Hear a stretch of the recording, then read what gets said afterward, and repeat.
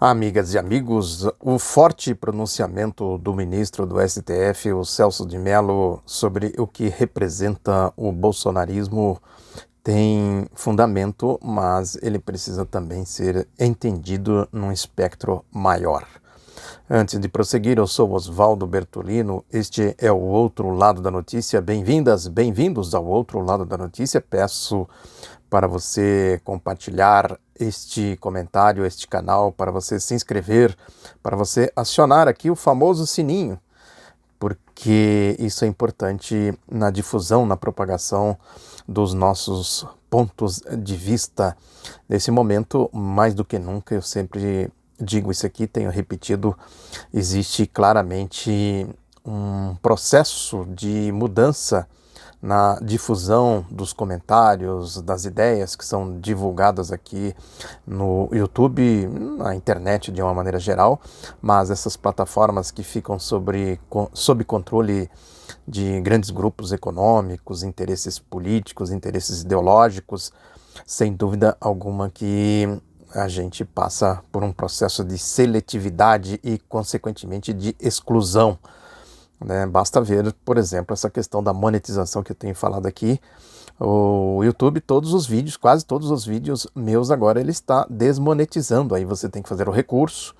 Isso demora, sei lá, uma semana, 2 semanas, 3 semanas.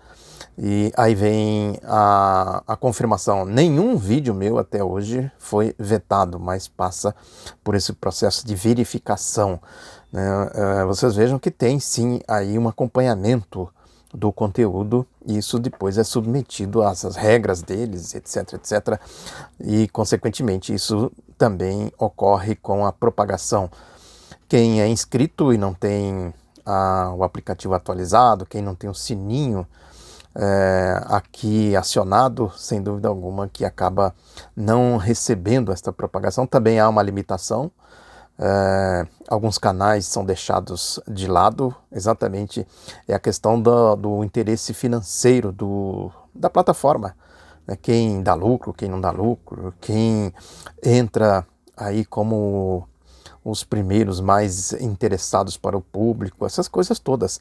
Ou seja, a formação de um ativismo de progressistas, né, ativistas aí, sem dúvida alguma, isso é muito importante e é determinante, né, para quem vai ficar, para quem vai sucumbir. A concorrência é pesada, muita gente fazendo lives, fazendo comentários, fazendo, enfim, atividades na internet. A plataforma vai fazendo as suas seleções. Quem, por exemplo, faz impulsionamento pago, isso tem também muita relevância, né? Por isso que eu tenho falado aqui, eu criei essa sistemática. O meu canal está credenciado para receber membros, né, associados pelo número de inscritos. Nós temos aqui mais de 33 mil inscritos, mas agora é preciso também que as pessoas se tornem membros, né? Não paga nada, simplesmente um gesto para que o canal seja propagado, seja difundido. Enfim, é uma luta aqui para a sobrevivência desse espaço. O nome é esse, a sobrevivência. E o que nós temos aqui para sobreviver, não temos dinheiro, não pagamos, nem recebemos nem um centavo para fazer este canal, para fazer essas atividades aqui que vem do começo de 2016. O que nós temos aqui são ideias, e são com as ideias, e as ideias são com elas que nós vamos tentando aqui levar o canal adiante, vamos tentando sobreviver. O nosso Roda de Conversa tem tido relativo sucesso, tem sido bem sucedido, né? Tanto é que já começa a receber ataques, já começa a ser bombardeado aí por quem tem muito o aspecto professoral, muita gente dando aula, né? Aí a esquerda, infelizmente, não é só a esquerda, né? Em geral isso acontece, mas a esquerda deveria ser mais contida nisso. Tem muita gente que fica fazendo patrulhamento ideológico e policiamento. São os fiscais aí disso, fiscais daquilo, fiscal da Frente Ampla, fiscal do esquerdismo, fiscal disso, fiscal daquilo, né? Gente que fica aí, ao invés de contribuir, né, de relevar muitas coisas, acabam achando que o ponto de vista dele, essa gente, né, o ponto de vista desta gente equivale, que eu sei, eu gosto do Brasil, eu amo o Brasil, como falou recentemente o Ciro Gomes, mas estou disposto a dar tudo pelo meu país, essas bravatas, essas proclamações assim vazias. Não é só o Ciro Gomes, tem mais gente aí também que tem esse tipo de comportamento, quer dizer, falta humildade, falta pé no chão, falta um pouco de menos, como se diz, né? Menos, vamos baixar a bola, né? Vamos tocar a bola que a gente ganha muito mais do que achar que eu sei jogar melhor do que os outros, essas coisas todas, né? Muitos rompantes. Aqui um pouco um certo desabafo que eu estou fazendo aqui, porque é isso, né? Eu procuro aqui apresentar ideias, tão somente ideias. Não faço bravatas, futurologia, né? Não faço aqui futurismo, nem tampouco proclamações vazias, né? Sem conteúdo, que isso acaba servindo mais para como se fosse animador de auditório, né? No nosso roda de conversa a gente procura tratar as coisas com leveza, né, sempre com bom humor, né, uma roda de conversa mesmo, como se a gente estivesse entre amigos, batendo papo, os internautas participam com a gente e tal. Eu convido vocês, portanto, a acompanhar a nossa roda de conversa sempre às 13 horas, sem policiamento, sem regras que acabam engessando o livre debate de ideias, sem professorismo, nem sei se existe esse termo, né, sem o tom professoral, de querer ficar passando, dando receita para os outros, essas coisas, que eu acho muito chato isso, né, já passou, né, a tolerância com esse tipo de comportamento, né, e a gente está vendo muito isso, muito isso. É isso que eu disse, na esquerda, que deveria ter um pouco mais de comedimento no tratamento dessas coisas, é gente dando pito aqui, dando pito ali, dando lição de moral aqui, dando lição de moral ali, isso é uma coisa meio nojenta, eu tenho um certo asco dessas coisas, mas enfim, vamos em frente aqui que temos mais coisas a tratar. Aqui eu queria falar aqui um pouco dessa questão do Celso de Mello, né, que ele disse aqui, que ele fez essa comparação, né, diz que os bolsonaristas querem ditadura, né, como ele faz lá uma comparação com o Hitler. Eu fiz o editorial no meu site outroladanoticia.com.br, vou deixar o link aqui para vocês verem que eu comento isso, quer dizer, eu fiz o editorial na virada, essa madrugada, eu não tinha visto aqui ainda a fala do ministro, do Celso de Mello, e o assunto que eu comento é exatamente esse. Quer dizer, o que se diz por aí que pode ser uma ruptura com o regime democrático, com a Constituição, é lógico que isso está no horizonte, isso é uma possibilidade. Agora tem outra mais palpável, né, que é a moldagem das instituições, a moldagem da própria Constituição, a moldagem da legislação de acordo com uma governabilidade despótica. É isso que eu trato no meu editorial mesmo, o regime do Adolf Hitler, a ascensão e queda do Terceiro Reich, que eu sempre falo aqui, quer dizer, como o Hitler ascendeu ao poder. O que o ministro diz aqui tem tudo a ver exatamente com o que eu estou dizendo no editorial, né? Que ele fala aqui, por exemplo, guardadas as devidas proporções, o ovo da serpente, a semelhança do que ocorreu na República de Weimar, de 19 a 33, parece estar prestes a eclodir no Brasil. É preciso resistir à destruição da ordem democrática para evitar o que ocorreu na República de Weimar, quando Hitler, após eleito por voto popular e posteriormente nomeado pelo presidente Paul von Hindenburg, em 30 de 1 de 33, como chanceler, primeiro-ministro da Alemanha, né, não hesitou em romper em nulificar a progressista, democrática e inovadora República, Constituição de Weimar, impondo ao país um sistema totalitário de poder viabilizado pela edição e tal, de concessão de plenos poderes. Vai longe aqui o que ele está falando aqui, mas a questão é que a Constituição de Weimar, que ele está se referindo aqui, ela foi um primeiro né, alguns juristas já estudam essa Constituição por esse ponto de vista, foi a primeira tentativa de uma república social-democrata com inclusão social, a lógica da inclusão social, o estado de bem-estar social. Depois isso ficou mais consolidado no pós-Segunda Guerra Mundial. A nossa Constituição de 1946 e a de 1988 tem muito disso, né, do conceito de estado de bem-estar social, né, que vai exatamente na direção oposta ao que viria depois, né, do regime do Adolf Hitler e Benito Mussolini, e depois, mais na frente, o regime neoliberal. Tem muito disso, né? O próprio regime norte-americano dos Estados Unidos assumiu muito desta lógica da nova ordem do Hitler. Eu tenho comentado bastante isso aqui. Enfim, isso daria um comentário longo aqui, né? Um passeio pela história, né, do que representou, porque muita gente diz que analisa assim, né, o nazifascismo tem essa característica, né, foi assim, foi assado e tal, e eu sempre digo que é uma ideologia, é um conjunto de ideias, e esse conjunto de ideias vai passando por mutações, por evoluções, por adaptações. O neoliberalismo tem muito desta ideologia da extrema-direita, claro que tem.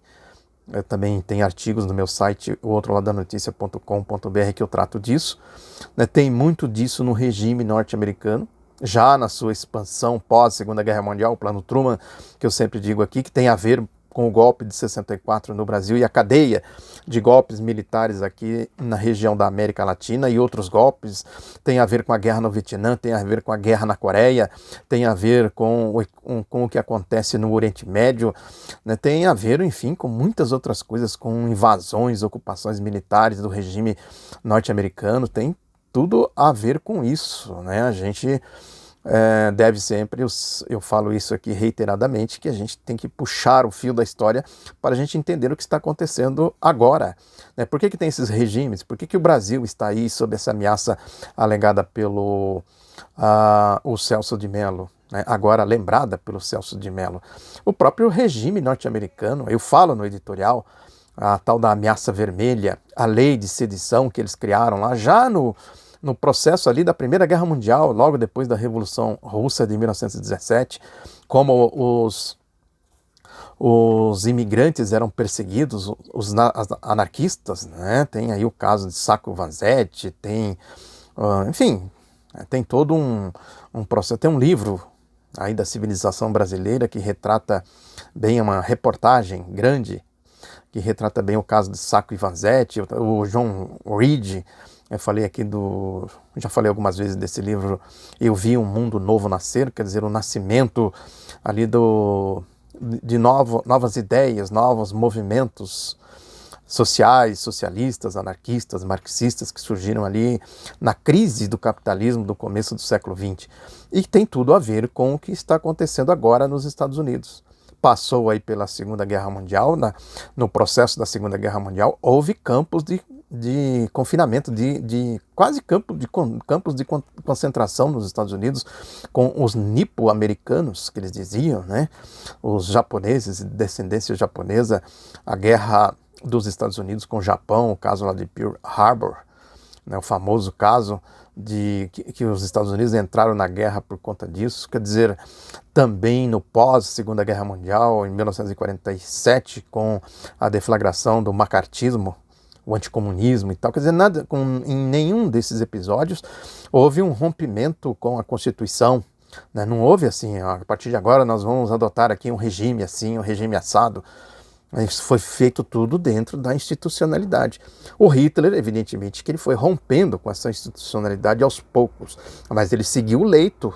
Eu digo no editorial que a lógica da ideologia da extrema-direita é essa, e avançar, recuar, dizer e desdizer, né, e palmilhando o caminho por onde eles podem ir. Eu falei isso na roda de conversa nossa do sábado, né, que a lógica deles é essa, quer dizer, o bolsonarismo, por exemplo, vai com o Centrão, se não der com o Centrão, vai com o Centrão, vai com os militares, se não der com os militares, eles vão procurar outros caminhos.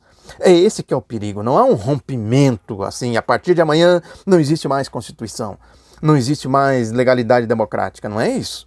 vai rompendo aqui, rompendo ali, né, nós defendemos a Constituição, como disse o Bolsonaro, eu sou a Constituição, é isso, né?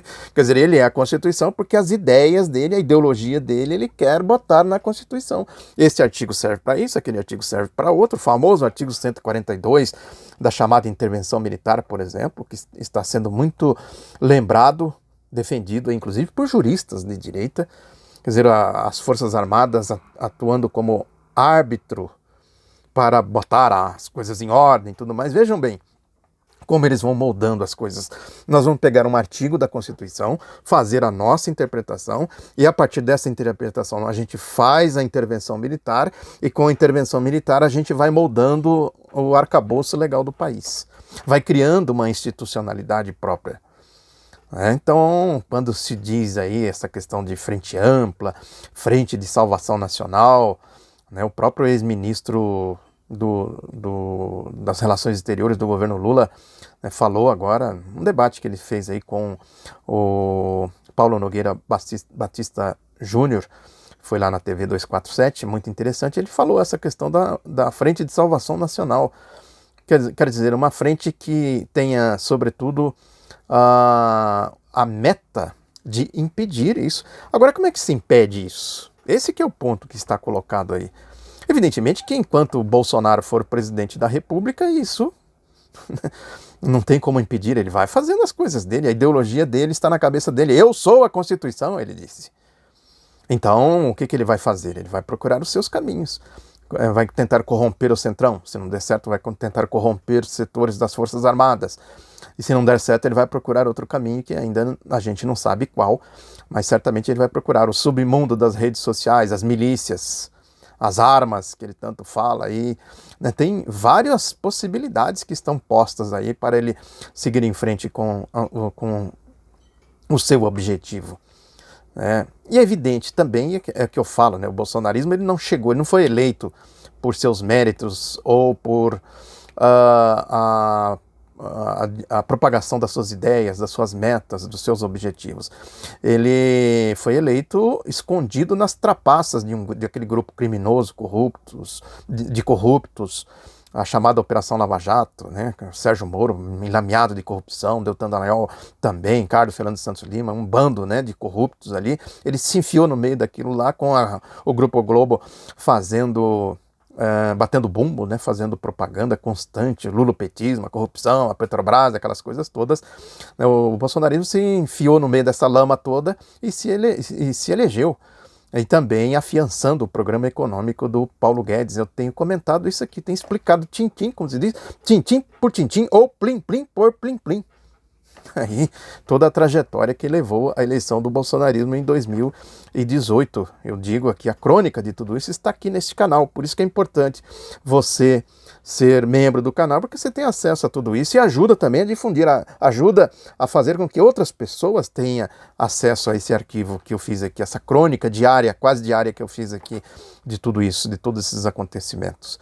E também tem aqui, eu peguei aqui alguns exemplos, né? O editorial do Grupo Globo hoje está falando dessa questão, como diz aqui, os democratas precisam conversar.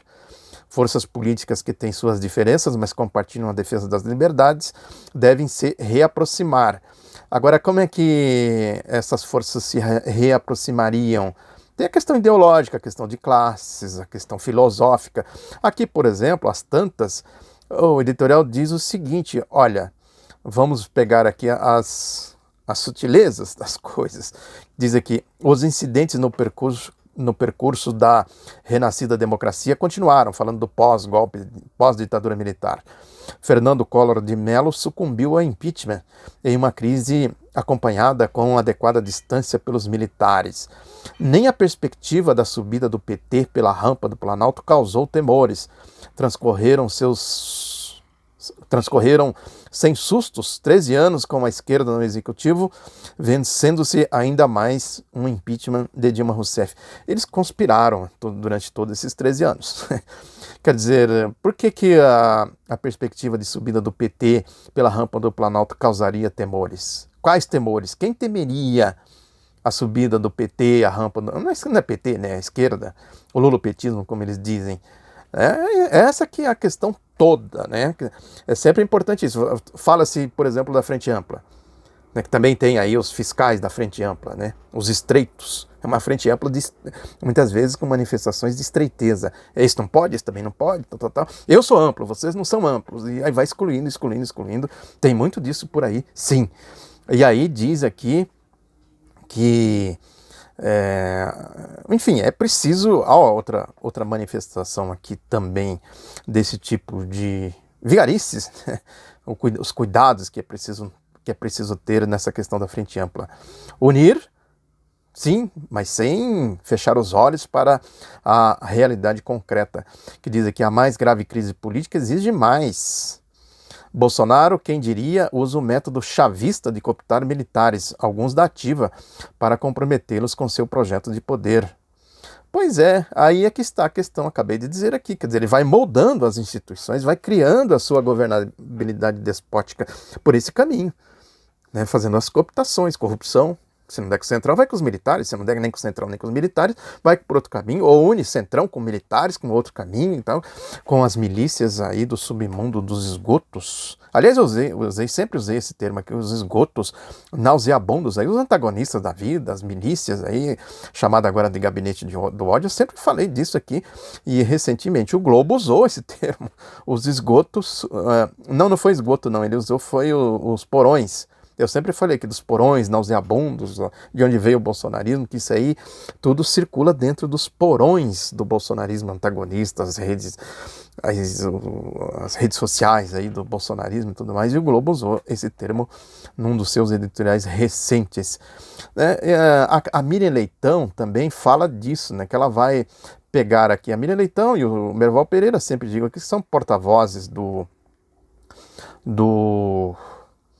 dos marinhos, né, os donos do Grupo Globo, que ela diz que ela foi ouvir o historiador e escritor José Murilo de Carvalho. Esse Murilo de Carvalho, eu lembro que eu fiz uma coluna na época na época do governo Lula, né, naquela ofensiva dos tucanos. Ele é ligado aos tucanos, né, ele defendendo que o Lula ameaçava a democracia, mais ou menos como diz o editorial do Globo hoje sobre o chavismo, entre aspas, né? Quer dizer, tudo que vai contra a ideologia deles, eles já começam a pôr aí na categoria, né, vamos dizer assim, dos marginais para eles. É o lulopetismo, é isso aí, não tenhamos ilusão quanto a isso. E aí ele diz aqui, ela escreveu assim: a democracia corre risco no Brasil? Essa foi a pergunta que fiz para o historiador e escritor José Murilo de Carvalho. Ele respondeu: corre. Aí ela diz: era difícil imaginar uma resposta assim tão direta, tempos atrás. Aí o José Murilo de Carvalho diz, entre aspas: até o início do ano o risco era pequeno, mas está crescendo, embora por enquanto em ritmo menor do que o coronavírus. Pois é, aí, quer dizer, eles ajudaram, até o ano passado estava tudo bem, né? A Lava Jato estava lá dentro, né? A quadrilha da Lava Jato, representada pelo seu capo Sérgio Moro e tal. Aí saiu o representante da quadrilha da Lava Jato, então agora a coisa mudou de figura.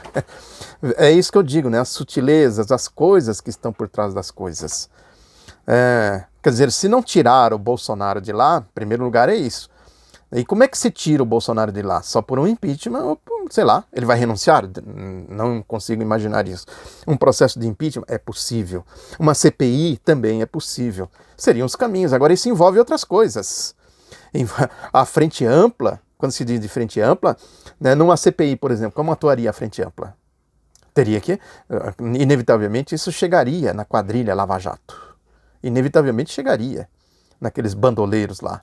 E aí, como é que fica? Como é que o Grupo Globo trataria, por exemplo, essa facção lavajatista numa CPI? Num processo de impeachment, a mesma coisa. Quer dizer, as coisas não são simples, é isso que eu digo, né? Tem sempre as complexidades. Agora, é preciso compreender isso e trabalhar nesse sentido, né? Qual é o caminho? Esse inquérito do STF pode virar uma queixa-crime, por exemplo? Né, pode resultar aí numa incompatibilidade de Bolsonaro na presidência da República? Pode, né? Quer dizer, tudo isso precisa ser considerado sempre levando em consideração aspectos do que significa uma união tão heterogênea como as forças hoje que dizem que estão defendendo a democracia. Agora, fundamentalmente é compreender pelo aspecto ideológico. O que existe no bolsonarismo é uma ideologia de extrema-direita, nazi-fascista, com essa característica do ovo da serpente, que diz aqui o Celso de Mello. Se a gente pegar o Estadão também vai na mesma direção, que ele diz aqui, por exemplo, deixa eu pegar aqui os editoriais do Estadão, e tem um artigo aqui também deixa eu só abrir aqui rapidamente, um artigo que me chamou a atenção aqui, que é do Eros Grau, né, que ele diz aqui a tripartição dos poderes e a democracia. O Eros Grau foi ministro do STF. Ele diz que qualquer insurgência contra o STF afronta a ordem e a paz social, prenuncia autoritarismo. Isso aí. Agora, eles podem perfeitamente bem pôr o STF sob a sua tutela. Ou não tem gente lá no STF? O que foi a Lava Jato, por exemplo? Não tem a atuação forte da facção lavajatista no STF? Essa facção está contra o bolsonarismo, mas pode ter outros aspectos lá que também pode se compor para dizer, não, mas o Bolsonaro não representa mais essa ameaça. Representou e tal, mas agora nós vamos fazer aqui uma conformação outra, né? Vai haver resistência? Vai, mas que força teria essa resistência? Tem todas essas questões que precisam ser consideradas. Mas, enfim, esse debate certamente ainda vai prosseguir, vai longe, e o que nós temos de concreto é exatamente as ideias. As ideias, é isso. Não temos dinheiro, não temos armas, a organização política é muito difícil por conta das condições materiais, da pandemia, da Covid-19, por conta da ofensiva bolsonarista de desmonte das estruturas do sindical, dos movimentos populares, das campanhas que foram feitas para desacreditar, criminalizar a atividade política no campo democrático, progressista e patriótico, inclusive por quem agora, como é o caso do Grupo Globo, começa a gritar, olha, o fascismo está aí e tudo mais. São essas complexidades. Agora, nós temos ideias, nós precisamos prosseguir com as nossas ideias. É o que eu procuro fazer aqui e procuro conclamar aqui os internautas, todos vocês, a contribuir para que a gente consiga manter este espaço, para que a gente consiga manter este canal no ar. Muito obrigado pela atenção, um abraço, até a próxima.